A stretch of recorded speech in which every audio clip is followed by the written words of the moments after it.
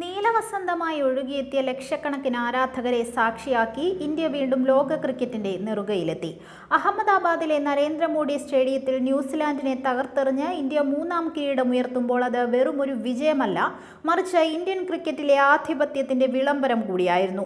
തുടർച്ചയായി 2 തവണ T20 ലോക കിരീടം നേടുന്ന ആദ്യ രാജ്യമെന്ന നേട്ടത്തിനൊപ്പം സ്വന്തം മണ്ണിൽ ലോകകപ്പ് ഉയർത്തിയ ആദ്യ ടീമെന്ന ബഹുമതിയും ഇന്ത്യയെ തേടിയെത്തി.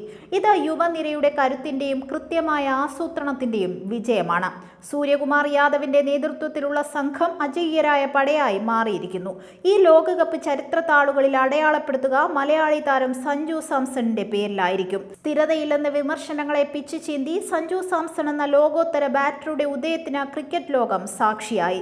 ഏറെക്കാലമായി ടീമിൽ ഇടം ലഭിക്കാതെയും ലഭിച്ച അവസരങ്ങളിൽ സ്ഥിരതയില്ലെന്ന ആരോപണം നേരിട്ടും വലഞ്ഞ സഞ്ജുവിന്റെ ഉജ്ജ്വലമായ തിരിച്ചുവരവിനാണ് ടൂർണമെന്റ് സാക്ഷ്യം വഹിച്ചത്. ലോകകപ്പിലെ മികച്ച താരമായി തിരഞ്ഞെടുക്കപ്പെടുമ്പോൾ അത് പ്രതിഭയ്ക്കുള്ള വൈകിയ വേളയിലെ അംഗീകാരം കൂടിയായി മാറുന്നു. ഫൈനലിൽ ടോസ് നഷ്ടപ്പെട്ട് ബാറ്റിംഗിനിറങ്ങിയ ഇന്ത്യക്ക് സഞ്ജുവിന്റെ ബാറ്റിംഗ് കരുത്താണ് തുണയായത്.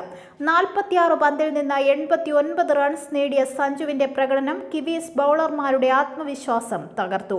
അഭിഷേക് ശർമ്മയുടെയും ഇഷാൻ കിഷന്റെയും അർദ്ധ സെഞ്ചുറികളും ഹാർദിക് പാണ്ഡ്യയുടെയും ശിവം ദുബെയുടെയും മിന്നൽ പ്രകടനങ്ങളും ചേർന്നപ്പോൾ ഇന്ത്യ 255 എന്ന ഹിമാലയൻ സ്കോർ പടുത്തുയർത്തി. മറുപടി ബാറ്റിംഗിൽ ജസ്പ്രീത് ബുംറയുടെയും അക്സർ പട്ടേലിന്റെയും കൃത്യതയാർന്ന ബൗളിംഗിന് മുന്നിൽ ന്യൂസിലൻഡ് നിര തകർന്നടിഞ്ഞു. 159 റൺസിന് കിവീസിനെ പുറത്താക്കിയ ഇന്ത്യ 96 റൺസിന്റെ ചരിത്ര വിജയമാണ് നേടിയത്. 4 വിക്കറ്റുകൾ വീഴ്ത്തിയ ബുംറ ഫൈനലിലെ താരമായി തിളങ്ങി. ഈ ടൂർണമെന്റിൽ സഞ്ജു സാംസൺ സൃഷ്ടിച്ച റെക്കോർഡുകളും അവിശ്വസനീയമാണ്. വിരാട് കോഹ്ലി 2014 സ്ഥാപിച്ച 319 റൺസ് എന്ന റെക്കോർഡ് പഴങ്കഥയാക്കിയ സഞ്ജു 321 റൺസ് അടിച്ചുകൂട്ടി. 5 ഇന്നിംഗ്സുകളിൽ നിന്ന് 80.25 എന്ന ശരാശരിയും 199.37 എന്ന പ്രഹരശേഷിയും സഞ്ജുവിന്റെ ബാറ്റിംഗ് മികവ് വിളിച്ചോതുന്നു. ടൂർണമെന്റിലുടനീളം പറത്തിയ 24 സിക്സറുകൾ പുതിയൊരു റെക്കോർഡായി മാറി. ന്യൂസിലൻഡിനെതിരെ നേടിയ 89 റൺസ് ഒരു T20 ലോകകപ്പ് ഫൈനലിലെ ഏറ്റവും ഉയർന്ന വ്യക്തിഗത സ്കോറാണ്.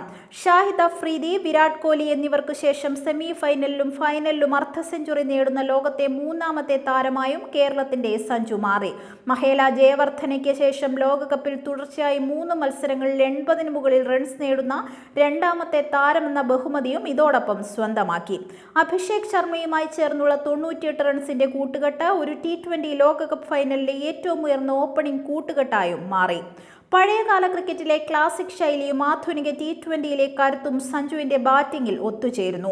എന്നാൽ കരിയറിന്റെ തുടക്കത്തിൽ ഈ ശൈലിക്കൊപ്പം സ്ഥിരതയില്ലായ്മ സഞ്ജുവിനെ വേട്ടയാടിയിരുന്നു. 2023 പകുതി വരെ കളിച്ച 23 ഇന്നിംഗ്സുകളിൽ നിന്ന് ഒരേയൊരു അർദ്ധ സെഞ്ചുറി മാത്രമാണ് നേടാനായത്. എന്നാൽ 2024 അവസാനത്തോടെ തുടർച്ചയായ സെഞ്ചുറികൾ നേടി സഞ്ജു തന്റെ പ്രതിഭ തെളിയിച്ചു. എന്നിട്ടും ഈ ലോകകപ്പിന് തൊട്ടു മുൻപ് നടന്ന ന്യൂസിലൻഡ് പരമ്പരയിൽ പരാജയപ്പെട്ടതോടെ അദ്ദേഹം വീണ്ടും വിമർശനങ്ങളുടെ നടുവിലായി. ഗ്രൂപ്പ് ഘട്ടത്തിൽ ടീമിന് പുറത്തായിരുന്ന സഞ്ജു സൂപ്പർ 8 മത്സരങ്ങളിൽ ടീമിലെത്തുകയും ഇന്ത്യൻ മധ്യനിരയുടെ നട്ടെല്ലായി മാറുകയും ചെയ്തത് ചലച്ചിത്രത്തിലെന്ന പോലെ നാടകീയമാണ്. വർഷങ്ങളോളം നേരിട്ട അവഗണനകൾക്കും വിമർശനങ്ങൾക്കും മൈതാനത്ത് ബാറ്റുകൊണ്ട് മറുപടി നൽകി. തന്നെ വിശ്വസിച്ചവരെ ഒട്ടും നിരാശപ്പെടുത്തിയില്ല. സെമി ഫൈനലിലും ഫൈനലിലും സഞ്ജുവിന്റെ സാന്നിധ്യമില്ലായിരുന്നുവെങ്കിൽ ഇന്ത്യക്ക് കിരീടം സ്വപ്നം കാണാൻ പോലും ആകില്ലായിരുന്നു. വെസ്റ്റ് ഇൻഡീസ്, ഇംഗ്ലണ്ട്, ന്യൂസിലൻഡ് എന്നിവർക്കെതിരെ 3 മത്സരത്തിലും സെഞ്ചുറിക്ക് തൊട്ടടുത്തെത്തി പുറത്തായെങ്കിലും ഇന്ത്യയെ കിരീടത്തിലേക്ക് നയിച്ച സഞ്ജുവിന്റെ ഇന്നിംഗ്സുകൾക്ക് 100 റൺസിനേക്കാൾ തിളക്കമുണ്ട്.